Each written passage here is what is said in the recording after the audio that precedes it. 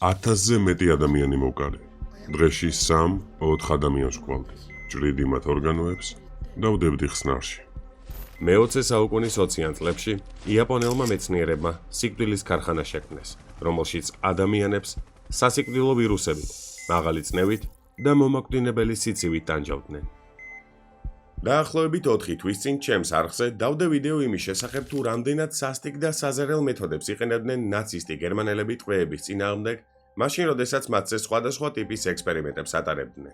ვიდეო საკმაოდ სერიოზული გამოხმაურება მოჰყვა და ჩემმა გამომწერებმა მთხოვეს, რომ ესაუბრა რაზმი 731-ის შესახებ. მოკლედ, დღევანდელ ვიდეოში განვიხილავთ იმას, თუ რა არის რაზმი 731, რამდენად სასტიკ მეთოდებს იყენებდნენ იაპონელები ტყვეების წინააღმდეგ და გარდა ამისა, დაისაჯნენ თუ არა ის ადამიანები, რომლებიც აი ამ ექსპერიმენტებში იყვნენ ჩართულები. მოკლედ, დალაიქეთ ვიდეო, გააზიარეთ იგი სოციალურ ქსელებში, გამოიწერეთ არხი და თუ მზად ხართ, დავიწყოთ. სიკვდილის ქარხანა. ლოცულობ, რომ რაღაცნაირად დამავიწყდეს, რამდენად საზარელ რაღაცეებს ვაკეთებდით, მაგრამ ამის დავიწყება შეუძლებელია. მე-20 საუკუნის 20-იან წლებში იაპონია ემზადებოდა საბჭოთა კავშირთან, მონღოლეთთან და ჩინეთთან ომისთვის. იმპერატორი ჰიროჰიტო თავის მმართველობის პერიოდს განათლებული მსოფლიოს ეპოქას, იგივე შოვას უწოდებდა. იმის გათვალისწინებით, რომ იგი საზღვაო ბიოლოგი იყო, მონარქი თვლიდა, რომ მეცნიერება მკვლელების საუკეთესო მეგობარია და ფიქრობდა, რომ სამედიცინო თუ ბიოლოგიური აღმოჩენების ხარჯზე შესაძლებელი იქნებოდა ათასობით, ათობით ათასი, ზოგჯერ კი მილიონობით ადამიანის ისე მოკლა, რომ ეს არც დიდ დროსთან და არც დიდ ხარჯებთან არ იქნებოდა დაკავშირებული. ჰიროჰიტომ გადაწყვიტა, რომ ჯარის შეიარაღების განახლებაში დიდი ხარჯის გაწევის ნაცვლად ჯობდა ფინანსები ბიოლოგიური იარაღის შექმნაში დაეხარჯა. გეგმა ასე თუ ისე მარტივად გამოიყურებოდა. ჰიროჰიტო შეძლებდა და ბიოლოგიური იარაღით მოწამლული წყლის დახმარებით საკმაოდ მალე და გარდა ამისა მარტივად მოიშორებდა მოწინააღმდეგეებს. 1935 წელს იმპერატორმა პოლკოვნიკს და ამავდროულად იმპერიაში ერთ-ერთ საუკეთესო მიკრობიოლოგს, შირო ისიას, ოკუპირებულ მანჯურიაში საიდუმლო ლაბორატორიის კომპლექსის აშენება უბრძანა. თუმცა მოდით მანამ სანამ უშუალოდ ლაბორატორიას განვიხილავ, მანამდე ვისაუბროთ იმაზე, თუ ვინ იყო შირო ისია და რა მიზნები ამოძრავებდა მას. ისია მდიდარ ოჯახში დაიბადა. ის კარგად სწავლობდა სამედიცინო უნივერსიტეტში. ჯარის მოხდის შემდეგ კი ასპირანტურა გააგრძელა. აქ ის მუშაობდა ბაქტერიების შესწავლაზე. იყო ნაციონალისტური იდეების მომხრე და ღიად უჭერდა მხარს იმპერატორს. 1926 წლიდან ისია საჯაროდ გამოდიოდა იმ იდეით, რომ იაპონიას უნდა ჰქონოდა საკუთარი ბიოლოგიური იარაღი. 1928 წელს მან იმოგზაურა ევროპაში და სწორედ აქ შეისწავლა პირველი მსოფლიო ომის დროს გერმანელების მიერ გამოყენებული გაზის ზემოქმედება ადამიანის ორგანიზმზე. იგი თვლიდა, რომ ეს მეთოდი საკმაოდ კარგი იყო მოწინააღმდეგეების გასანეიტრალებოდ. თუმცა შეგახსენებთ, რომ ამ პერიოდში ევროპა უკვე კრძალავდა მსგავსი მეთოდების გამოყენებას. როგორც უკვე ვთქვი, ლაბორატორიული კომპლექსის ძირითადი ნაწილი არა იაპონიაში, არამედ მანჯურიაში, ჩინეთის ოკუპირებულ ტერიტორიაზე იყო განთავსებული. ეს ლოკაცია სპეციალურად შეირჩა, რადგან ტყვეების აქ მოყვანა ბევრად უფრო მარტივი იყო. აღსანიშნავია ისიც, რომ ისიასთვის ეს პირველი შემთხვევა არ იყო. ჯერ კიდევ 1932 წელს იგი ხელმძღვანელობდა ეგრეთ წოდებულ ტოგოს რაზმს, რომელიც მომავალ სიკვდილის ქარხანას ძალიან ჰგავდა. ტოგოს რაზმის წევრები ტყვეებს ჯერ კარგად გამოკვებოდნენ ხოლმე და მხოლოდ იმის შემდეგ, რაც დარწმუნდებოდნენ, რომ მათი ჯანმრთელობის მდგომარეობა დამაკმაყოფილებელი და საშუალო სტატისტიკური ადამიანის ჯანმრთელობის შესაბამისი იყო, იწყებდნენ ექსპერიმენტებს. ერთ-ერთი ექსპერიმენტის ფარგლებში ისინი ცლიდნენ ორგანიზმს სისხლისგან და აკვირდებოდნენ იმას, თუ როდის დადგებოდა სიკვდილი. ზოგიერთ ტყვეს აშიმშილებდნენ, ზოგიერთის ორგანიზმში კი სულად სასიკვდილო დაავადებები შეჰყავდათ. ლაბორატორია, რომელსაც შირო ისია ხელმძღვანელობდა, დაახლოებით 2 წელიწადში დაიხურა. მიზეზი საკმაოდ ბანალური იყო. ერთ-ერთი ტყვე გაიქცა და გაჩნდა იმის საშიშროება, რომ იგი გათქვამდა იმ საიდუმლოებებს, რომლებიც აქ ინახებოდა. სწორედ ამის გამო ლაბორატორიაში არსებული თითოეული ტყვე დახვრიტეს, ხოლო ლოკაცია შეცვალეს. შირო ისიამ გაითვალისწინა ეს შემთხვევა და სწორედ ამის გამო შემდგომში მან ისეთი ლაბორატორია ააშენა, რომლიდანაც ვერც ერთმა ადამიანმა ვერ შეძლო გაქცევა. ლაბორატორიის ასაშენებლად საკმაოდ დიდი თანხა გამოიყო. მალევე აშენდა ასაფრენი ბილიკი, კრემატორიუმი, ციხე, ეკლესია და თქვენ წარმოიდგინეთ სტადიონიც კი. სწორედ ეს არის ის ადგილი, სადაც რაზმის 731-ის 3000-ზე მეტმა წევრმა ადამიანებზე სასტიკი ექსპერიმენტების ჩატარება დაიწყო. ადგილმდებარეობა აქ მომუშავე პერსონალს ხელს უწყობდა იმაში, რომ ადამიანები მარტივად დაეჭირათ. ისინი მსხვერპლებს იყვანდნენ იმ ქალაქში, რომელიც დაახლოებით 40 წლის წინ გადმოსახლებულმა რუსებმა ააშენეს. საუბარი მაქვს ქალაქ ხარბინზე. აღნიშნულ საიდუმლო კომპლექსში ტყვეებს არ უწევდათ იძულებითი სამუშაოების შესრულება. მეცნიერებისა და ექიმების მთავარი მიზანი კი გახლდათ ადამიანის ორგანიზმის ლიმიტებისა და შესაძლებლობების შესწავლა, ოღონდ ხაზგასმით ჰუმანურობის და ეთიკის ნორმების დაცვის გარეშე. ჩინელების გარდა მსხვერპლთა სიაში შედიოდნენ რუსებიც, მონღოლებიც და კორეელებიც. მათი პროცენტული მაჩვენებელი კი ასე ნაწილდებოდა. ტყვეებს არ ჰქონდათ სახელები. თითოეულ მათგანს მინიჭებული ჰქონდა სერიული ნომერი. თუმცა გერმანული საკონცენტრაციო ბანაკისგან განსხვავებით, ისინი ერთკაციან საკნებში იწყდნენ და არ ჰქონდათ ერთმანეთთან კომუნიკაციის საშუალება. ბიოლოგიური იარაღი. რაზმის თითოეული წევრი მუშაობდა ვირუსის დამზადებაზე. ამისთვის კი დღეში 3-4 ადამიანს ჰყავდით. ოფიციალურად რაზმის 731-ის წევრები იმპერატორის ჯარში სანიტარული ნორმების დაცვას უზრუნველყოფდნენ. ლაბორატორიის ტერიტორიაზე კი ოფიციალურად ხის საამქრო იყო განთავსებული. ამის გამო რაზმის წევრები ტყვეებს ხუმრობით კუნძებს უწოდებდნენ. თავად ისია კი მათ ადამიანებადაც კი არ აღიქვამდა შესაბამისად მისთვის არ წარმოადგენდა არანაირ პრობლემას, რომ რომელიმე მათგანის ორგანიზმში შეეყვანა ისეთი დაავადება, როგორიც არის ტიფი, ქოლერა, სიფილისი და გარდა ამისა შავი ჭირი. მე მეგონა რომ დაჭრილ და ინფიცირებულ ადამიანებს ვუკუნალებდით. ბოლოს კი აღმოჩნდა, რომ ბაქტერიოლოგიური ომის სპეციალისტის პოზიციაზე ამიყვანეს. ექსპერიმენტის სიზუსტისთვის მონაწილეებს აჭმევდნენ ჯანსაღ საკვებს.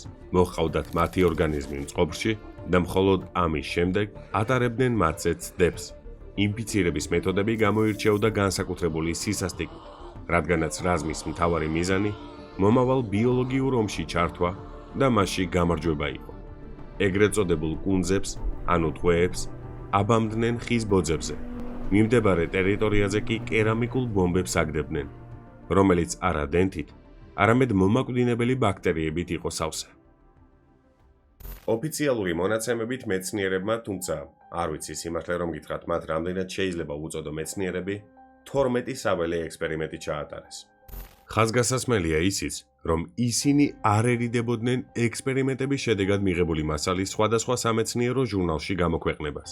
სტატიებში დეტალურად იყო აღწერილი ყველა პროცედურა, თუმცა რა თქმა უნდა, დამალული იყო ის ფაქტი, რომ ექსპერიმენტები ადამიანებზე ტარდებოდა.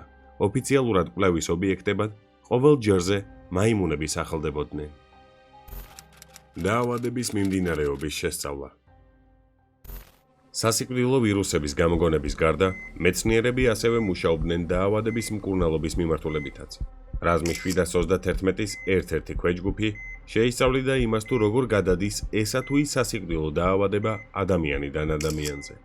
ექსპერიმენტში იძულებით ჩართული ადამიანის სხეულში მათ ინტრავენულად შეჰყავდათ აღგზნების საშუალებები და აიძულებდნენ დაკავებულიყვნენ სექსით საწინააღმდეგო სქესის ტყვეებთან. ასეთი მეთოდი იმის გარანტიას იძლეოდა, რომ დასნეულებული ადამიანების რაოდენობა საკმაოდ მაღალი იქნებოდა. გარდა ამისა, დაავადების დინამიკის შესწავლა შესაძლებელი იქნებოდა ორსულობის შემთხვევაშიც. ინფიცირების შემდეგ ტყვეები საკაცეზე ხვდებოდნენ. ექიმები კი მათ ორგანიზმს შეისწავლიდნენ. ხაზგასასმელია ის ფაქტი, რომ ანესთეზიას მსგავს სიტუაციაში არ იყენებდნენ და შესაბამისად, ექსპერიმენტში მონაწილეები იტანჯებოდნენ გაუსაძლისი ტკივილით. უმეტესი მათგანი კი საოპერაციოში ვეკვდებოდა. საზარელ საქმეებს ჩავდიოდით. თქვენ ცოცხალი ადამიანების გაკვეთით იყავით დაკავებული? ხო, ისინი ცოცხლები იყვნენ. მე მათ ორგანოებს ვჭრიდი და ხსნარით სავსე ჭურჭელში ვდებდი იმისთვის, რომ მენახა რა მდგომარეობაში იყვნენ ორგანოები და რა სტადიაზე დაავადება. ალბათ ფიქრობთ, რომ იაპონელები ასე მხოლოდ და მხოლოდ ტყვეებს ექცეოდნენ. არა, მოკლედ, გეტყვით იმას, რომ ცდებით, იმიტომ რომ მათთვის სულ ერთი იყო ის თუ ვის მოკლავდნენ მეცნიერების სახელით. რაზმ 731-ში მუშაობდა ერთი ასეთი ექიმი, ისიო სუდუ, რომელსაც ექსპერიმენტის დროს არ გაუმართლა და ჭირით დაავადდა. თუ ფიქრობთ, რომ მას გაძლიერებული მკურნალობა დაუნიშნეს, ცდებით. კოლეგებმა ექიმის სუდუს შესწავლა დაიწყეს ზუსტად ისე, როგორც ტყვედ-აყვანილი ჩინელების, მონღოლების თუ სხვა ერის წარმომადგენლების შემთხვევაში აკეთებდნენ. ბოლოს კი ისიც ცოცხლად გაკვეთეს საოპერაციო მაგიდაზე. რა თქმა უნდა, იაპონელების მიზანი მხოლოდ და მხოლოდ დაავადებების შესწავლა არ ყოფილა. მათ სურდათ, რომ შეექმნათ ახალი ბიოლოგიური იარაღი, რომლის დახმარებითაც ასობით ათას ადამიანს მოკლავდნენ და მათ ეს შეძლეს კიდეც. 1929 წელს იაპონელებსა და წითელ არმიელებს შორის დაპირისპირებისას მათ მდინარეში, რომელიც საბჭოელების მიმართულებით მიედინებოდა ტიფის დაავადების შემცველი წყალი ჩაასხეს. თუმცა როგორც მოგვიანებით გაირკვა, შირო ისიას ხელმძღვანელობით ჩატარებულმა თავდასხმამ შედეგი არ გამოიღო. ამის გამო ხელმძღვანელობამ გადაწყვიტა, რომ მანამ სანამ იარაღს გატესტავდნენ, ჯერ უნდა ჩაეტარებინათ საველე ექსპერიმენტი. ოღონდ საველე ექსპერიმენტის მიზანი არა ჯარისკაცები, არამედ მშვიდობიანი მოქალაქეები გახდნენ. პირველი ასეთი ექსპერიმენტი 1940 წელს ქალაქ ნინბოსა და ჩანდეში ჩატარდა, როდესაც თვითმფრინავიდან ჭირით დაავადებული რწყილებით სავსე კერამიკული ბომბები ჩამოყარეს. შედეგად ჭირისგან რამდენიმე ათეული ათასი ადამიანი დაიღუპა. თუმცა ეს ყველაფერი არაა. იაპონელებმა ქალაქ ნანკინში სასმელი წყალი ტიფი დააინფიცირეს, რის შედეგადაც ეპიდემია გავრცელდა და აქაც რამდენიმე ათეული ათასი ადამიანი გარდაიცვალა. გამძლეობის ტესტირება. სანამ თემაზე საუბარს გავაგრძელებდე, მანამდე უბრალოდ შეგახსენებთ, რომ თქვენ შეგიძლიათ დაალაიკოთ ეს ვიდეო, გააზიაროთ იგი სოციალურ ქსელებში და გარდა ამისა გამოიწეროთ არხი. აქვე გეტყვით იმასაც, რომ ამ არხზე უკვე დევს ვიდეო ნაცისტური გერმანიის მიერ ჩატარებულ ექსპერიმენტებზე და გარდა ამისა ბიოლოგიურ იარაღებზე. მოკლედ, ვიდეოს აღწერის ქვეშ შეგიძლიათ ნახოთ ლინკები და გაეცნოთ იმ ვიდეოებსაც. მოკლედ, გავაგრძელოთ. რაზმში ყველა ამ ექსპერიმენტის გარდა, ისინი ასევე იკვლევდნენ რამდენად გამძლეა ადამიანის ორგანიზმი სხვადასხვა პირობებში. ერთ-ერთი მიმართულება იყო ორგანიზმის ამტანობის შესწავლა სიცივეში, რადგან საბჭოთა კავშირთან ომი ცივ კლიმატურ პირობებში ბრძოლასაც გულისხმობდა. სწორედ ამიტომ, ისინი ცდილობდნენ გაყინვის წინააღმდეგ ეფექტური მეთოდების პოვნას. მსგავსი ექსპერიმენტების დროს ტყვეებს ყინავდნენ ან აგდებდნენ შენობის გარეთ, ტანსაცმლის გარეშე. ზოგიერთ მათგანს აშიმშილებდნენ, რათა გაიგოთ, რამდენ ხანს გაძლებდა ადამიანი საკვების გარეშე. ზოგს წამლავდნენ გაზით, ზოგს დაბალი წნევის ქვეშ ამყოფებდნენ, ურტყამდნენ დენს, ან ამოწმებდნენ რენტგენის გამოსხივებისა თუ ცეცხლის ზემოქმედების შედეგებს ადამიანის ორგანიზმზე. სავარაუდოდ გსმენიათ, რომ ადამიანის ორგანიზმი დაახლოებით 75%-ით წყლისგან შედგება. მოკლედ, ეს ინფორმაცია სწორედ იაპონელებისგან ვიცით. ოღონდ ხაზგასასმელია ის, რომ მაშინ, როდესაც ისინი ტყვეებს აწამებდნენ ამ ინფორმაციის გასაგებად, ტყვეები ფაქტობრივად მუმიფიკაციის დონემდე მიჰყავდათ. რაღაც მომენტში მეცნიერები აცდნენ ლოგიკურ გზას და ისეთი ექსპერიმენტების ჩატარება დაიწყეს, რომელიც არ ემსახურებოდა არანაირ სამხედრო თუ სამედიცინო მიზანს. მაგალითისთვის, ისინი უცვლიდნენ ადამიანის კიდურებს ადგილს, ან გადასხმისას ცხოველის სისხლს იყენებდნენ. მაშინ, როცა ლაბორატორიული ნიმუშები ვნახე, შოკში ჩავარდი. მიჩნდებოდა კითხვა, საჭირო იყო თუ არა ამ ყველაფრის გაკეთება და რა მიზანს ემსახურებოდა ეს ყველაფერი. იქ იყვნენ პატარა ბავშვები, ახალშობილები და ორსული ქალები. ტყვეებს აჭრიდნენ კიდურებს, იმის გასაგებად, თუ რამდენ სისხლს დაკარგავდნენ და როდის შეწყდებოდა სისხლდენა. ზოგიერთ მათგანს კი სპეციალურად გამოყოფილ პოლიგონზე აბამდნენ და მათზე ტესტავდნენ იარაღს. შესწავლის მიზანი ის იყო, თუ რა მანძილზე მოქმედებდა ესა თუ ის კონკრეტული ასაფეთქებელი მოწყობილობა, რამდენად დიდი ზიანის მიყენება შეეძლო იარაღს და რა დისტანცია ითვლებოდა უსაფრთხოდ ხანძრის შემთხვევაში. ხანდახან ისინი მკურნალობდნენ გადარჩენილებს, თუმცა არა ჰუმანური მიზნებით, არამედ მხოლოდ იმის გასარკვევად, თუ რომელი ჭრილობის განკურნება იყო შესაძლებელი და რომლის არა. ძალიან მოკლედ რომ შევაჯამო, შეიძლება ითქვას, რომ იაპონელების მიზანი ის იყო, რომ დაედგინათ, სად გადიოდა ადამიანური შესაძლებლობების ზღვარი. ტყვეებს ათავსებდნენ ბარო კამერაში და ამის შემდეგ ცლიდნენ მას ჰაერისგან. გარდა ამისა, მათ ათავსებდნენ ეგრეთ წოდებულ ცენტრიფუგაში და აბძრიალებდნენ მათ, მანამ სანამ ისინი არ მოკვდებოდნენ. მათ უშვებდნენ გარეთ, ტანსაცმლის გარეშე და ყინავდნენ. ოღონდ აკვირდებოდნენ იმას, თუ დაახლოებით რა დროში გაიყინებოდა მსხვერპლი. გარდა ამისა, მათ ურტყავდნენ დენს, უკიდებდნენ ცეცხლს და ნუ მოკლედ მოდი დეტალებში აღარ ჩავეძიები, ალბათ ხვდებით, რომ ფანტაზიას ნამდვილად არ იშურებდნენ. ხანდახან ტყვეებს უბრალოდ დემონსტრაციისთვის კვეთდნენ. ლაბორატორიაში მოდიოდა რომელიმე მაღალჩინოსანი და პირდაპირ ბრძანებას გასცემდა, რომ აინტერესებდა ექსპერიმენტების მიმდინარეობა. ექიმები აცილებდნენ მათ საოპერაციოში და უპირობოდ ასრულებდნენ ბრძანებას. ჰიპოთერმიული კვლევების მიმართულების ხელმძღვანელმა ხისატო ესიმურამ კი გამოაქვეყნა კვლევა, რომელშიც ვიდეოც კი ჩასვა, სადაც ორი ზრდასრული ადამიანი გაყინა იმის გასარკვევად, თუ რა ტემპერატურას უძლებს სხვადასხვა სქესის წარმომადგენელი მანამ სანამ გაიყინება. ხაზგასასმელია ისიც, რომ ესიმურა სულაც არ ნანობდა ჩადენილ დანაშაულებს. იმ კვლევებში, რომლებიც მან გამოაქვეყნა ომის დასრულების შემდეგ, საჯაროდ აღიარა, რომ 20-ზე მეტი ახალშობილი ჰყავდა გაყინული, იმისთვის, რომ დაედგინა ჰიპოთერმიის ინდექსი. დაკვირვება მან სუფთა მეცნიერული ინტერესით ახსნა და ისაუბრა იმაზე, რომ ის თუ რამდენ ხანში გაიყინებოდა ახალშობილი იყო დამოკიდებული იმაზე, თუ დღეღამის რომელ მონაკვეთში ყინავდნენ მას.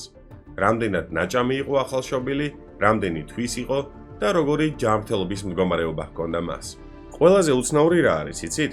1978 წელს, მაშინ, როდესაც ესიმურას ბრალს დებდნენ, რომ იცით რა თქვენ არაჰუმანურ მეთოდებს იყენებდით ექსპერიმენტებშიო, მან თავი იმით გაიმართლა, რომ არა მისი ექსპერიმენტები ათასობით სხვა ბავშვის გადარჩენას ვერ შეძლებდნენ. მოკლედ, 1978 წელს იაპონიის იმპერატორმა ესიმურა ორდენი დააჯილდოვა. საშუალო ტყვეები 2 თვე ძლებდნენ. იშვიათ შემთხვევებში მათი სიცოცხლე 1 წელსაც აღწევდა. თუმცა ლაბორატორიის ისტორიას არ ახსოვს არც ერთი ტყვე, რომელმაც ეს ადგილი ცოცხლად დატოვა. დაისაჯნენ თუ არა დამნაშავეები. ყოველ ჯერზე მაშინ, როცა ჩინელები იაპონელების მხრიდან იბომბებოდნენ დაავადებული რწყილით სავსე კერამიკული ბომბებით, მათ ჰქონდათ იმის სურვილი, რომ მოკავშირეებს რაიმე სახის რეაგირება მაინც ჰქონოდათ, თუმცა რეაგირება არ ყოფილა. ყველაფერი მაშინ შეიცვალა, როდესაც 1953 წელს ფრანკლინ რუზველტმა დაგმო იაპონელების ქმედებები. 1945 წელს მანჯურიაში საბჭოელების არმია შევიდა. ლაბორატორიაში მაღალი თანამდებობის პირებმა გაანადგურეს დოკუმენტები. დარჩენილი ტყვეები და ბანაკის 600 თანამშრომელი კი დახვრიტეს. კომპლექსის შენობები ააფეთქეს. მაქსიმალურად სუფთად იმუშავეს საიმისოდ, რომ არანაირი კვალი არ დაეტოვებინათ. ამ ყველაფრის ფონზე ვფიქრობ გიჩნდებათ საკმაოდ ლოგიკური შეკითხვა. თუ კი ყველაფერი დაწვეს, გაანადგურეს, ოფიციალური დოკუმენტები უკვე აღარ არსებობს, მაშინ საიდან ვიცით ის ყველაფერი, რაც რაზმის 731-ის შესახებ ვიცით? ამისთვის მადლობა უნდა გადავუხადოთ პოლკოვნიკ სანდერს, რომელიც იაპონიაში მას შემდეგ ჩავიდა, რაც ომი დასრულდა და იქაურ მეცნიერებს დაემუქრა, რომ თუ ინფორმაციას არ მოგცემთ, მაშინ ჩვენ თქვენს თავს გადავცემთ საბჭოელებსო. რა თქმა უნდა, იაპონელებს სულაც არ სურდათ, რომ სასტიკ საბჭოელებთან გადასულიყვნენ და იგამართულიყო მათი სასამართლო, სწორედ აქედან გამომდინარე, მათ დაიწყეს თანამშრომლობა პოლკოვნიკ სანდერსთან. თუმცა აქ ხაზგასასმელია ის, რომ ზოგიერთმა მათგანმა უარი განაცხადა და სანდერსმა ისინი მართლაც საბჭოელებს გადასცა. ხაბაროვსკში ჩატარებულ სასამართლოზე ბრალდებულთა რაოდენობა 12 შეადგენდა. საბჭოთა სასამართლომ განაჩენად მათ 2-დან 25 წლამდე ვადი თავისუფლების აღკვეთა გამოუტანა. თუმცა უნდა ითქვას ისიც, რომ 50-იან წლებში თითოეული მათგანი გაანთავისუფლეს. უფრო მეტად რაზმის იმ წევრებს გამომართლათ, რომლებიც ამერიკის შეერთებული შტატების ხელში ჩავარდნენ. მათ შორის შირო ისიაც იყო, რომელმაც კარგად იცოდა, თუ როგორ გაეცვალა ლაბორატორიული კვლევების შედეგები თავისუფლებაში. ერთ-ერთი მიზეზი, რის გამოც ისინი სამხედრო ტრიბუნალის პრინციპით არ გასამართლდნენ, იყო ის, რომ მათ საკმაოდ სერიოზული მეცნიერული მიღწევები ჰქონდათ. შტატებმა მეცნიერებს ყველაფრის საიდუმლოდ შენახვა და ამის სანაცვლოდ თავისუფლება შესთავაზა. ბიოლოგიური იარაღის დახმარებით იაპონელებმა 400,000-ზე მეტი ჩინელი მოკლეს, თუმცა იმის გათვალისწინებით, რომ ტექნოლოგიური თვალსაზრისით იარაღი არ იყო დახვეწილი, მათაც საკმაოდ დიდი რაოდენობის მსხვერპლის გაღება მოუწიათ. ლაბორატორიულ კომპლექსში სხვადასხვა მონაცემების მიხედვით გარდაიცვალა 10,000-ზე მეტი ტყვე. იაპონიის ქმედებები ბიოლოგიური იარაღის გამოყენების სამგზელავის საერთაშორისო კონვენციის შექმნის ერთ-ერთი მიზეზი გახდა. კონვენცია ასეთი გამანადგურებელი იარაღის შენახვას, დამზადებას და გარდა ამისა გამოყენებას კრძალავს. დოკუმენტი ძალაში 1975 წლის 26 მარტს შევიდა და მას დღევანდელი მონაცემებით 170-მა ქვეყანამ მოაწერა ხელი.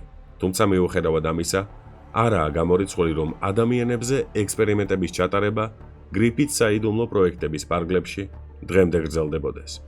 სიმართლე რომ გითხრათ, ნამდვილად არ მინდა რომ დღევანდელი ვიდეო რაიმე სახის კონსპირაციით ავალსო, იმიტომ რომ დღევანდელ ვიდეოში უბრალოდ რაზმის 721-ის ისტორიას გიყვებით. მაგრამ მაშინ, როდესაც ვამბობ იმას, რომ სავარაუდოდ მსგავსი ტიპის ექსპერიმენტები ისევ და ისევ ტარდება თქო, სამისოდ რამდენიმე მიზეზი მაქვს და აი ზოგიერთი მათგანი. შირო ისიამ იმუნიტეტი მიიღო, რის შემდეგაც შტატებში ბიოლოგიურ იარაღთან დაკავშირებულ ლექციებს ატარებდა. იაპონიაში დაბრუნების შემდეგ კი გახსნა საკუთარი კლინიკა, სადაც ადამიანებს უფასოდ მკურნალობდა.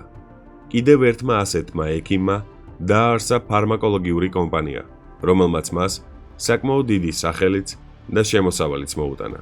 მოკლედ, უნდა ითქვას, რომ ფაქტობრივად არც ერთ მათგანს არ მიუღია საკადრისი სასჯელი. მოკლედ, მგონია, რომ საკმაოდ საინტერესო და ამავდროულად მძიმე ვიდეო გამოგვივიდა. მე თხოვნა მექნება, რომ გააზიაროთ ეს ვიდეო თუ ბოლომდე უყურეთ განსაკუთრებით, იმიტომ რომ იმის ხარჯზე, რომ ხანდახან მსგავსი ტიპის ვიდეოებში უბრალოდ მძიმე კადრები ხვდება, YouTube მაქსიმალურად ცდილობს, რომ დიდად არ გაავრცელოს და ამისთვის გთხოვთ, რომ გააზიაროთ ეს ვიდეო სოციალურ ქსელებში.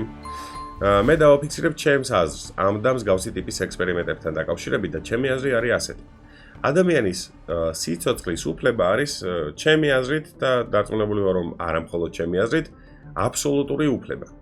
შესაბამისად, ის ექსპერიმენტები, სადაც ადამიანები საკუთარი ნების წინააღმდეგ იღებენ მონაწილეობას, სადაც ადამიანებს სიკვდილი ემუქრებათ, სადაც ისინი იტანჯებიან, სადაც მათ არაჰუმანურად ეპრობიან, სადაც ექსპერიმენტის მიზანი არა ადამიანის სიცოცხლის გადარჩენა, ან თუნდაც რაიმე სამედიცინო საკითხის შესწავლა, არამედ ბიოლოგიური იარაღის დამზადება არის და შედეგად ასობით ათასი ადამიანის მკვლელობა, მე მსგავს ექსპერიმენტებს ვერ და არასდროს არ გავამართლა.